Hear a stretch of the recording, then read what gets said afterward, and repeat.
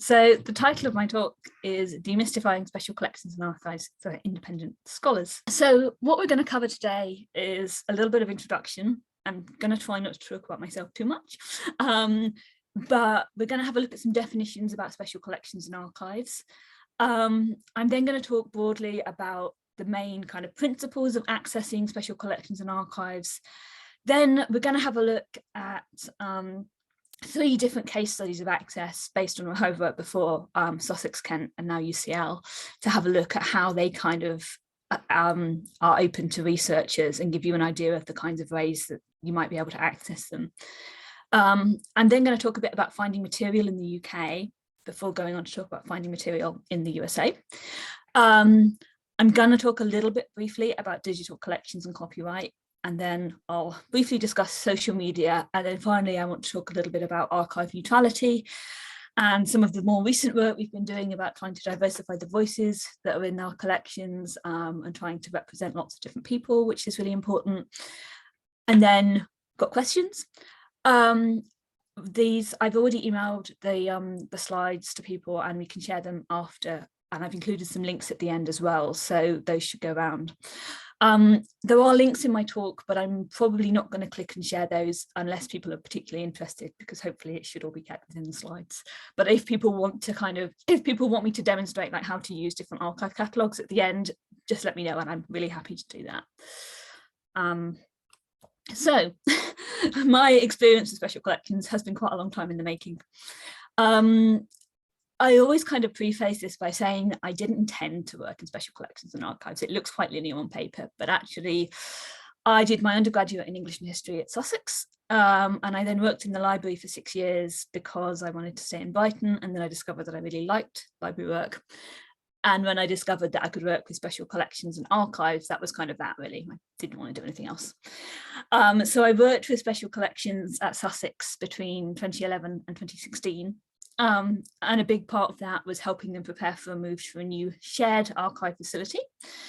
In 2016, I then went to the University of Kent to become their senior library assistant for special collections and archives.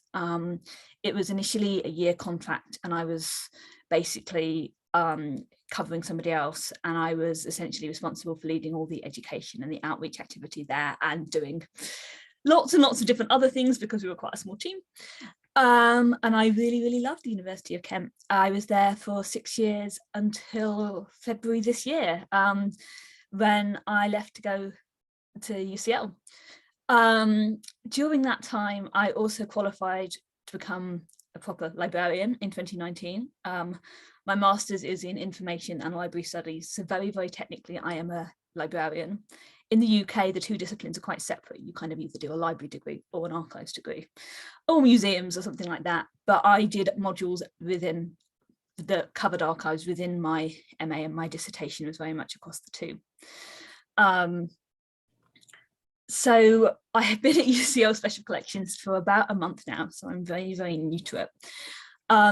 Essentially, all of my work has kind of been around customer focus, user access. It's something I'm really passionate about. When I was at Sussex, I started in frontline services, so I was responsible for getting all the day-to-day queries on the desk, invoicing students for overdue books. And it doesn't sound like it kind of directly is relevant, but actually what it's meant is that I am just a really big advocate for getting the word out about special collections. And a lot of the time, the terminology that's used, the way that they can be accessed can be a little bit confusing, and it can be a little bit alienating if you're not used to that world. So having a background in customer service has been really helpful because it means that people are at the heart of everything I do. Within University College London, my role has been created. It's a brand new post because in September 2022, this year, they are opening a brand new campus. So UCL has been at Bloomsbury since 1826. It's the 3rd oldest college, the university in the country. Some people dispute this, but it's definitely up there. And it's got a real radical and disruptive ethos. It tends to lead, and it's one of the best universities in the country and the world. Its special collections and archives are one of the biggest collections in the UK, and they're certainly one of the most important. There are over 150,000 rare books that we work with, and over 600 archive and manuscript collections. So the scale is really, really significant. In September this year, they're going to be opening UCL East, which is a new campus in Stratford. Stratford is probably best known to anyone outside of the UK as the place where the 2012 Olympic Games were hosted in London. So now there's kind of a big drive to create a new cultural quarter within London, and there's a lot of different institutions that are going to Stratford. So the Victoria and Albert Museum is opening, a new museum and a storage centre there. The London College of Fashion is going there. Sorry, I probably got the name of that wrong. There's the BBC are going there, and there's this whole kind of creative hub, which is kind of informally known as the East Bank. So my role is essentially going to be leading all of the academic teaching and events and research with special collections at this brand new campus, which is going to have over 50, I think it might be 60 now actually, interdisciplinary taught programs over 10 faculties. It's going to be initially split 50-50 between undergrad and postgraduate, but it's kind of a once in a lifetime opportunity really to do this. And it's going to give me a lot of material to talk about in future, because not many places open up entire new sites like this. But again, it kind of ties into the work that I do about bringing special collections to kind of everybody and taking them into new areas. And this is literally going to be the case at UCL East. So a nice slide about definitions. The word special collections can be kind of confusing because it's used in a lot of different ways. And essentially, there are two definitions that I want to mention today. And the first one is that special collections generally refer to a collection set apart from main library collections in ordinary use. There are loads of different reasons why you might get a special collection that's kept apart from main library material. It could be date, scarcity, financial value, provenance, other marks of ownership, fragility of the item, sensitivity of the contents, physical condition of the material, or the significance of the item to the institution. Sometimes it can refer to the fact that it's a very, very niche collection, which means that, for example, when I was at Kent, we had the British Cartoon Archive Library, and that was thousands and thousands of books on just kind of cartooning. So it's very rare that you get a whole library of books on one particular topic, hence special collection. But you also sometimes get it so that you get collections of books belonging to somebody famous. So Kent held the collection of books by David Lloyd George, who was the Prime Minister during the First World War. And obviously, if we were to find out that David Lloyd George had a lot of books on sheep, that might not necessarily give you a great idea about his leadership. But he didn't. He had a lot of books on military history, and he would often argue with writers in the margins, which is quite fun. It also can refer to items that are more significant individually than within collections. So they might not necessarily be part of a bigger collection. But the image here is from one of UCL's books that we've got several editions of, that's really important. And it doesn't necessarily sit within any collection, but they're really significant. At University College London, which is, we often abbreviate to UCL, special collections also it's the umbrella term for all of the different collections in our care. So we refer to the rare books and printed material collections, the institutional records and the college collection, the archives and manuscripts, and the digital collections. So it can be used in a lot of different ways, and everyone has a whole definition about it. Every institution will have its own policy as to what goes into special collections and why things are there. So yeah.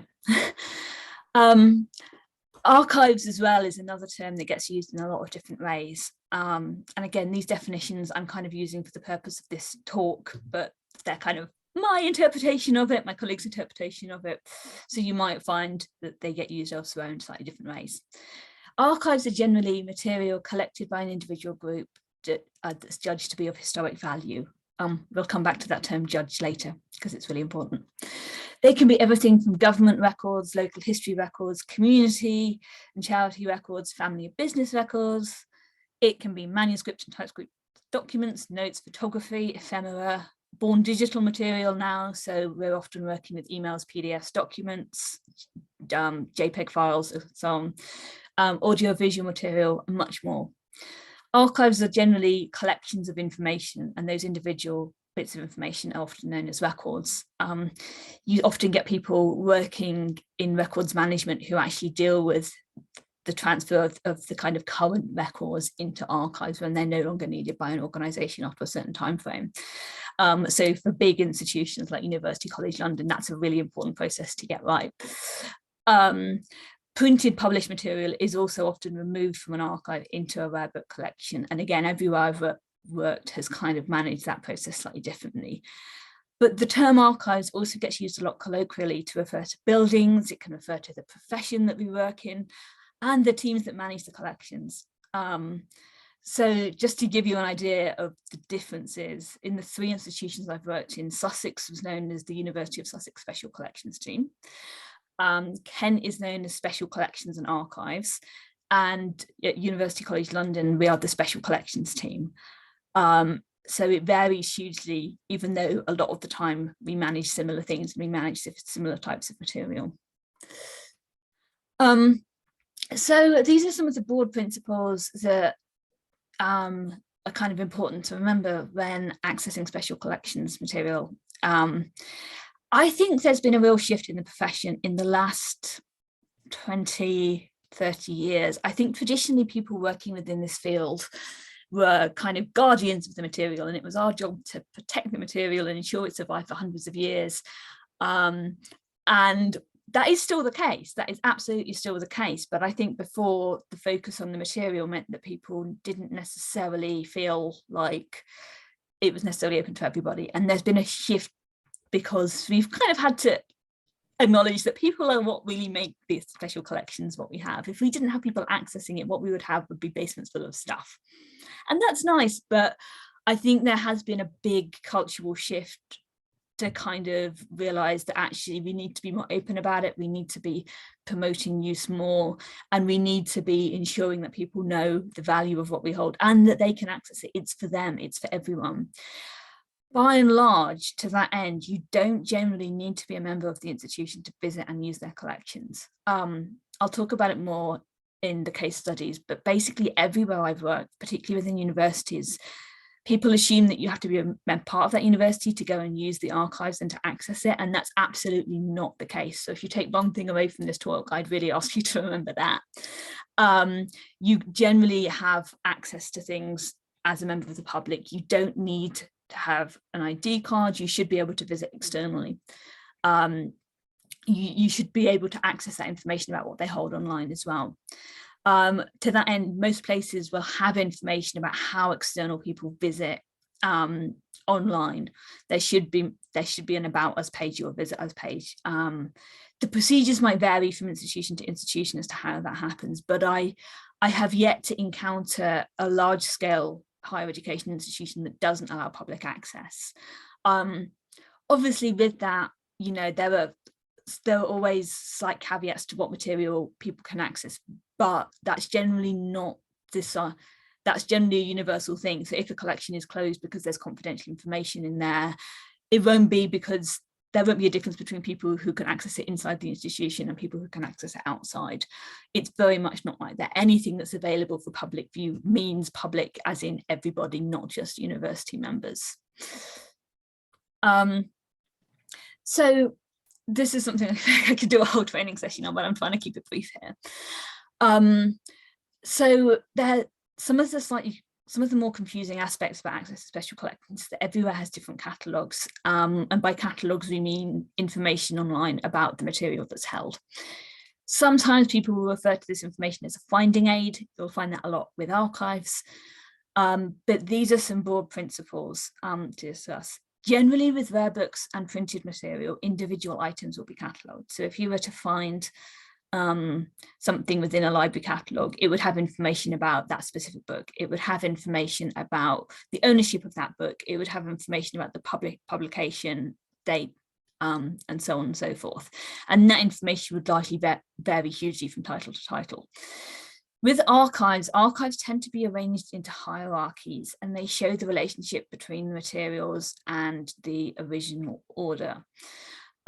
What this essentially means is that not everything in an archive will be catalogued down to item level. Sometimes they'll be grouped by file records, because, for example, if you've got thousands and thousands of pieces of correspondence, it's not necessarily going to be worth Archivist time to catalogue every single letter. It might say, 50 letters from so-and-so to so-and-so, but it's unless it's a particularly small collection, it will be summarised in that kind of broad way. There were two examples in the presentation that, again, I can show you later if you're interested, but it's something to bear in mind, because it means that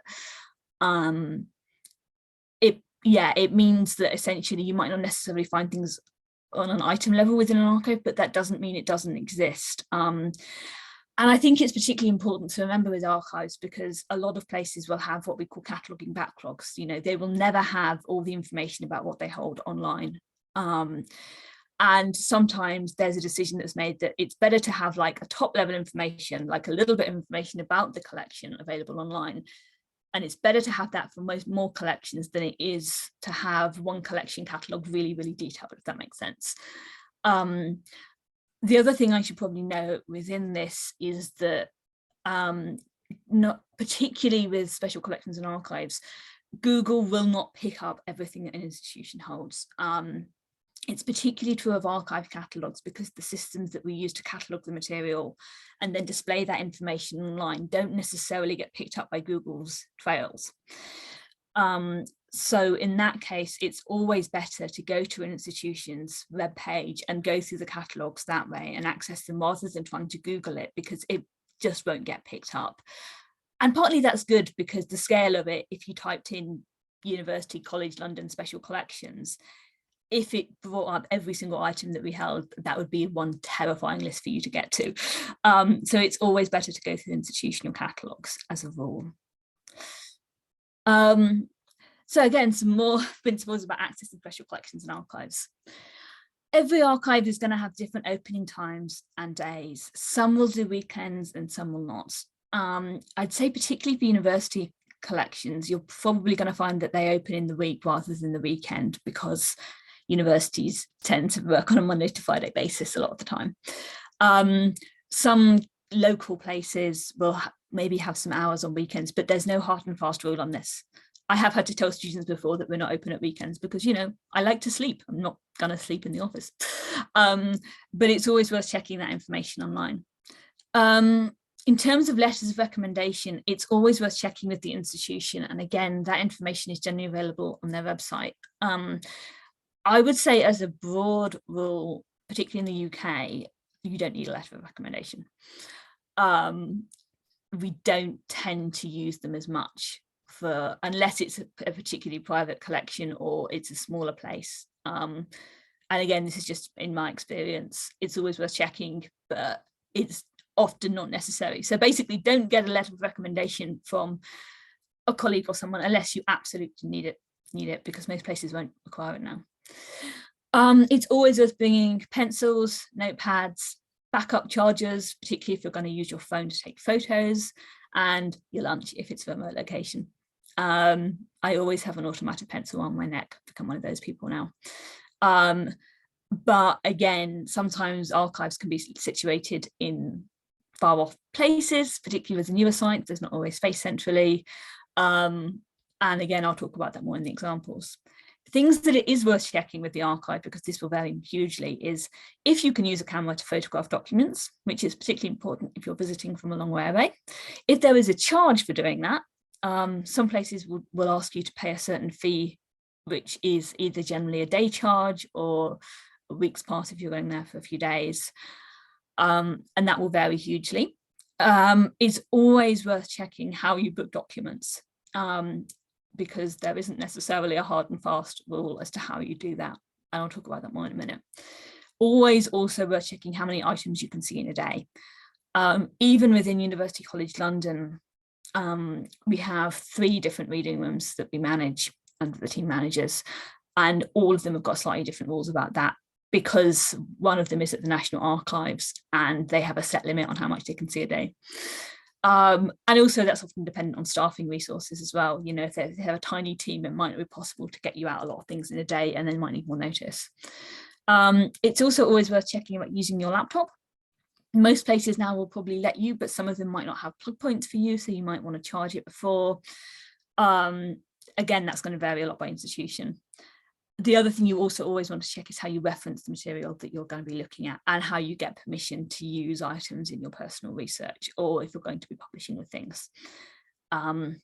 There aren't really hard and fast principles across institutions, because everywhere has different rules on this. And definitely, I'm speaking from my own background here, where I've worked in 3 different universities. The principles have been fairly similar. And generally we've been fairly open about all of that, but smaller archives may have different rules about this, so it is worth checking. So this is I'm going to go into the case studies now. This is the website for the University of Sussex Special Collections, which is at a new building called the Keep. The Keep is a shared facility between 3 different partners. It's between Brighton and Hove Royal Pavilion and Museums, East Sussex Record Office, which is the local record office for East Sussex. For those of you who aren't in the UK, a record office is generally a place that has a legal mandate to collect things about the local area. So all your kind of marriage, birth, death registers will be there, lots of local history information, lots of material to do with local people in the area, often a lot of local newspapers as well. And the University of Sussex Special Collections, which includes the Mass Observation Archive. The Keep was opened in 2013, and it's a shared space. So that before the partners were in 3 different places, and now they're in one offsite thing. It is a little bit in the middle of nowhere, so that's why I always mention about lunch, because they don't have a cafe, so people need to bring their lunch. But it is quite a modern example of an archive like this. It's a really contemporary facility, and it was deliberately designed. It's a purpose-built building. There was nothing on the site before. It was completely, literally a brownfield site. So it has been designed with visitors in mind. With the Keep's website, the catalogue is all online. There's a lot of information about collections online. And what makes the Keep quite particularly modern, actually, is that you book all of that online. So you create an account online, which is free, and then you can book your session there, you can book your documents there, and you do it all through the website. I would say that this is a fairly modern example of it. Not many places I've worked with have this. Normally you email people to book documents. It also meant, from an accessibility point of view, that when I was working there, I spent an awful lot of time explaining to people how to do this, because people weren't used to it, which is understandable, but it can look a little bit scary if you're not used to it. The Keep have done a lot of really good work in recent years, kind of creating video guides, and they've even got a system now where you can have like a buddy if you go and visit and you're not sure, so someone can help you with all of that. But all of the information of what they hold is online, and you can search all 3 of the partners through the website. So all the information you'll need is there. They are also open on Saturdays, I think, but their hours are slightly reduced at the moment. So that's a very, very modern example. You can see on the screenshot there that there's information about the collection.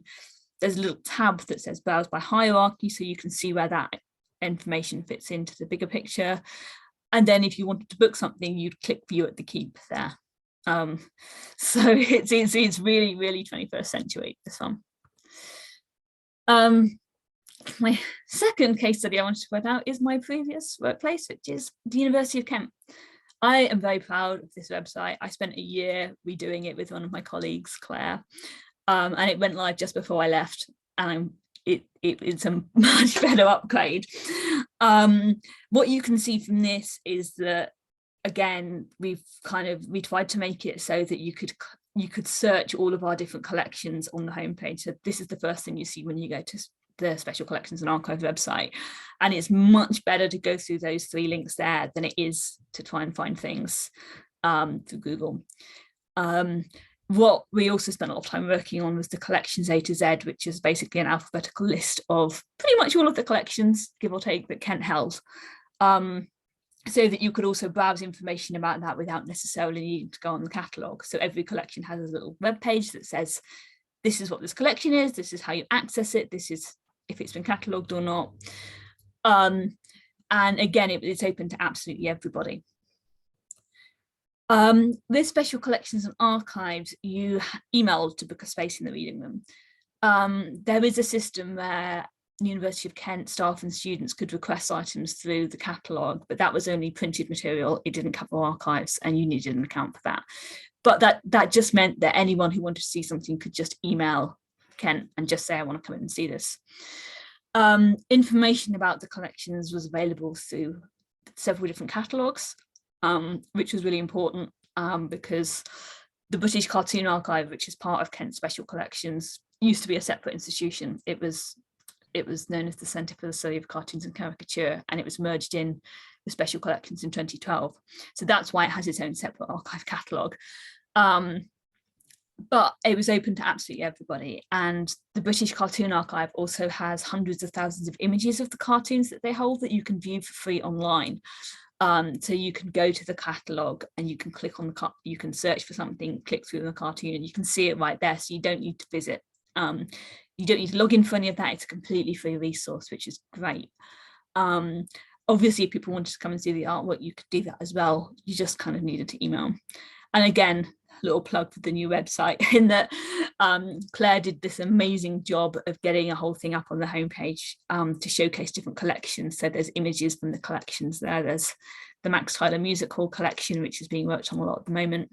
There's some artist books. There's Carl Giles Trust, which is part of the British Cartoon Archive. And we could swap those images around depending on what exhibitions and events were going on, which was really nice.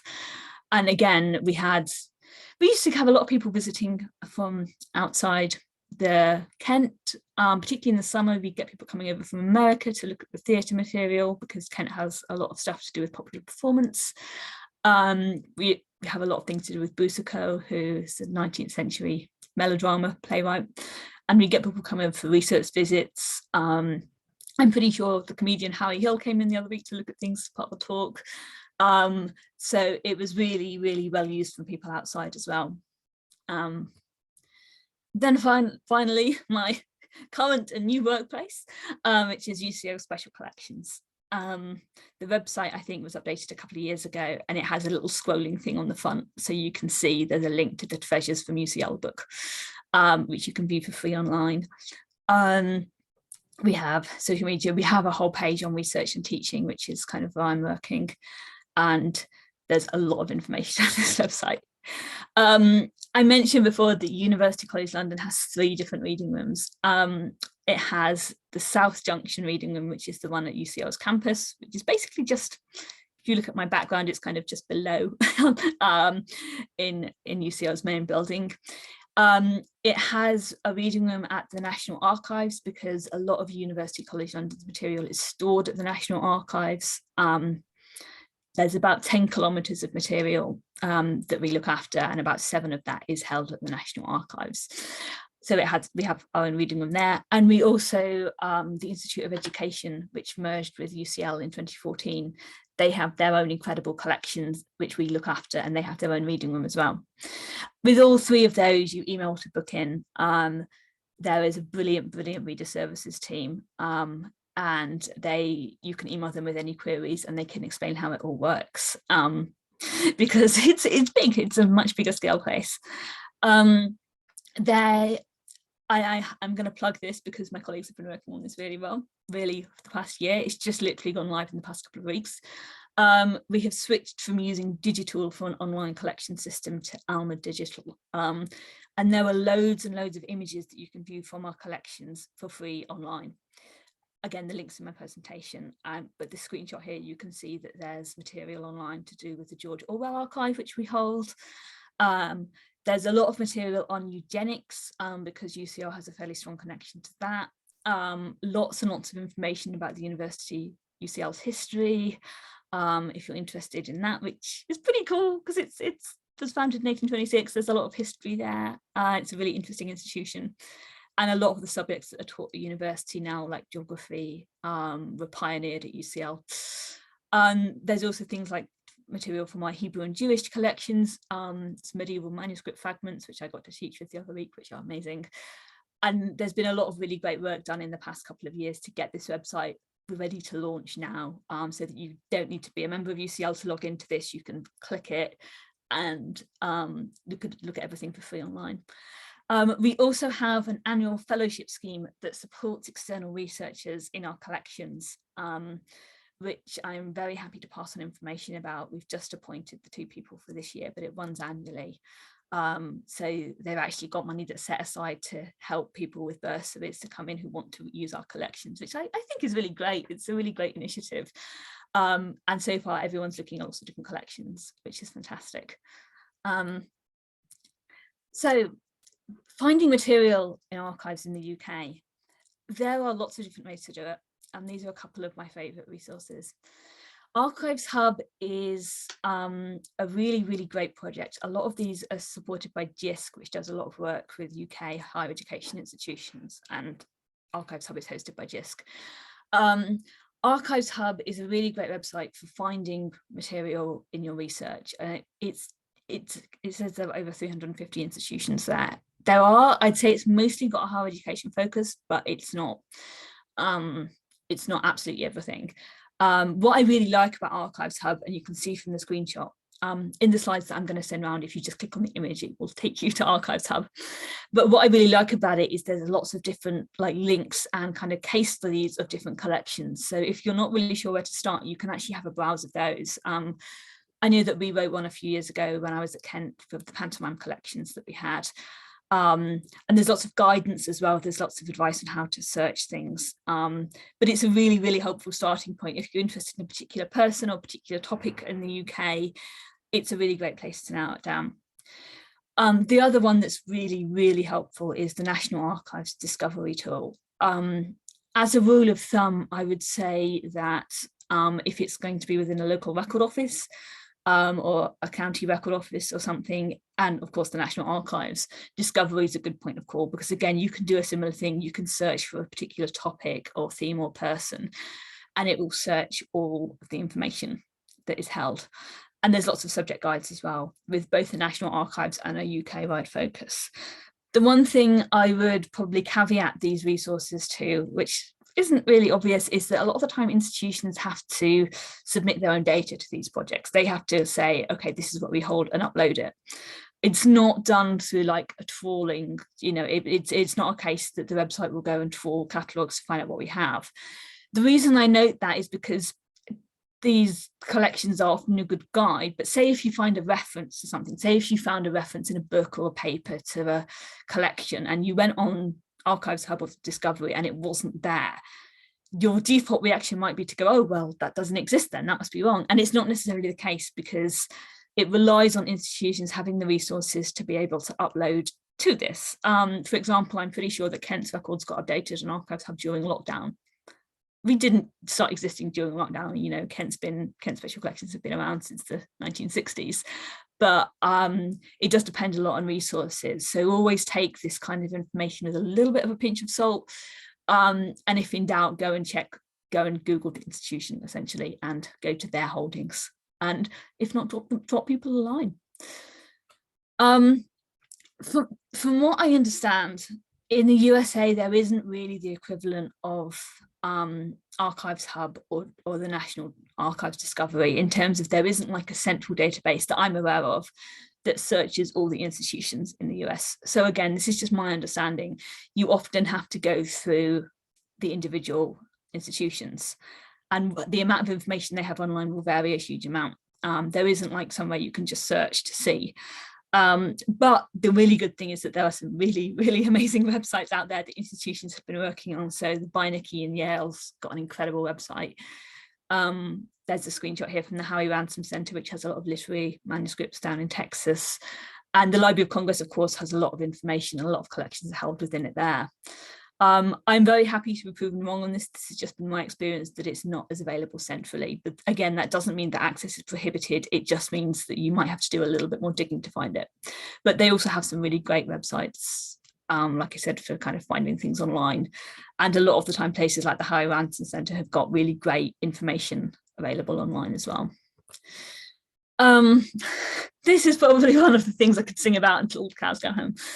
A lot of people, understandably, in this digital age, assume that everything should be digitized within collections. I can categorically state that just because something isn't available to view online does not mean it doesn't exist.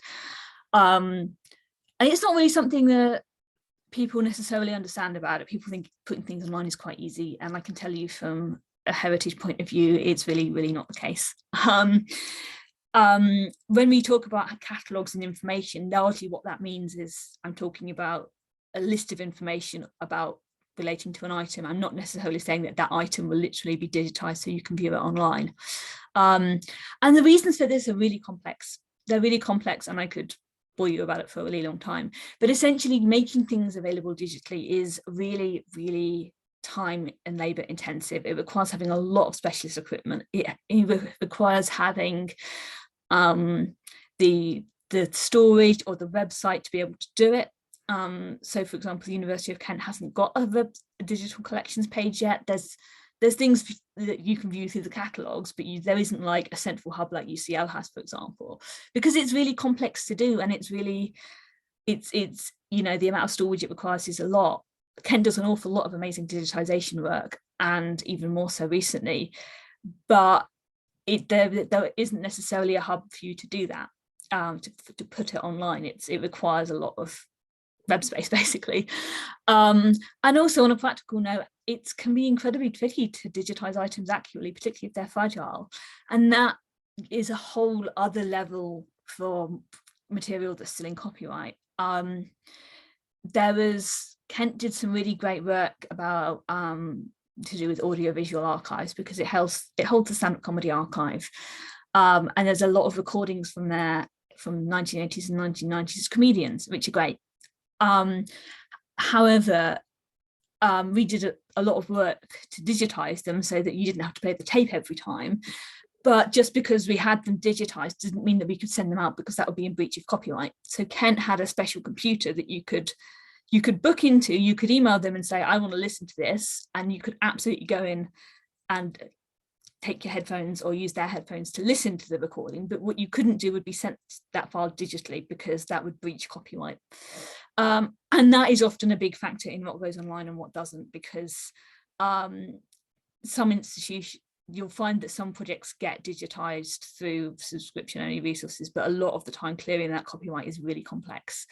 And just because you can't find images of it online absolutely doesn't mean that it doesn't exist. And most places will also have some scale of reprographic service. We've had to make that really clear during lockdown, but it's been going for a long time. Everywhere I worked, Sussex, Kent and UCL has a reprographic service. So if you really can't get there, if you're based in the US and you want to see something that's held in a UK institution, email them, find out how much it would cost. There will be a sliding scale of it. It'll vary a lot. They may have already digitized it. If it's not available for you to view online, they'll be able to give you a timescale and a cost of how much, an idea of how much that would cost. Don't be afraid to ask those questions. Everywhere accepts that. One of the great things now is that we can find this information. You can be in the US and you can find information about what's held in archives in the UK without having to go to a library and look up a really big physical hand list. It's great, but that also means that we have to be able to support that research from an international view, and that involves being able to digitize things. So just because it's not online doesn't mean that we can't get images of it to you. It might just mean that we can't actually physically put it online for legal and copyright reasons. Another note is about sharing things on social media, which people like to do now, which is great. I would always say with this, if in doubt, check with the archive. Always tag the archive, and credit them. Being mindful about copyright is really, really important with that. Sometimes you might not be able to put things online because of it, but if you ask somebody, they'll more than likely be able to talk you through it.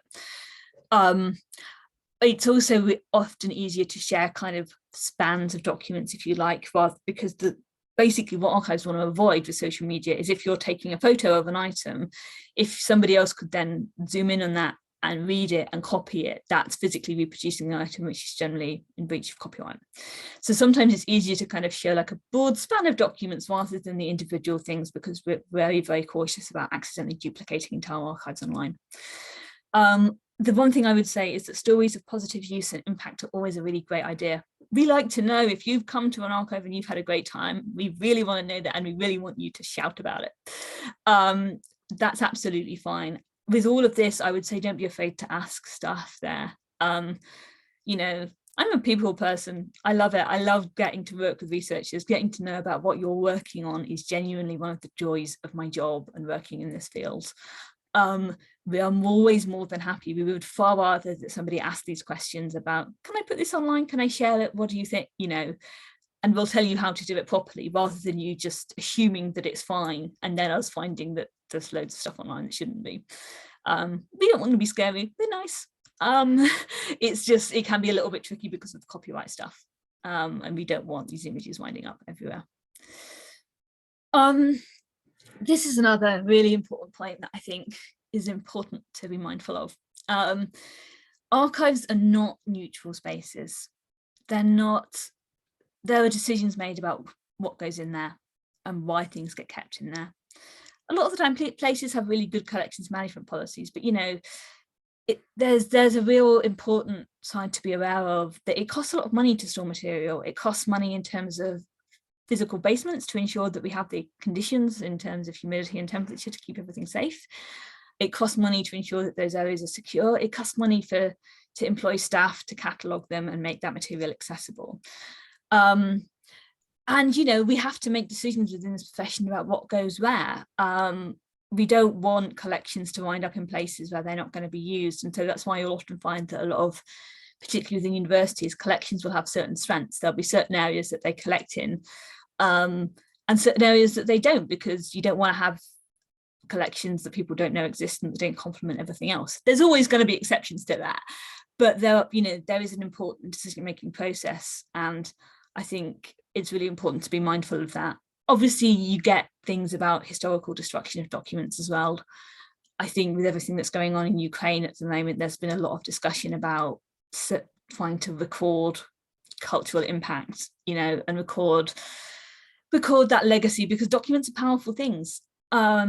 Sometimes external events happen. So, for example, there's a gap in First World War archives that I'm aware of, because a lot of that material was kept in London, central London, and then the Second World War happened and the Blitz happened and places got bombed, and not all of those records survived. A lot of them were kept out. So, but you know, sometimes external events happen. Everywhere has a good disaster management policy, but sometimes it's not within the archive's control. And also, obviously, there's been a lot of work done in recent years about trying to ensure that the archives are not just full of white male voices.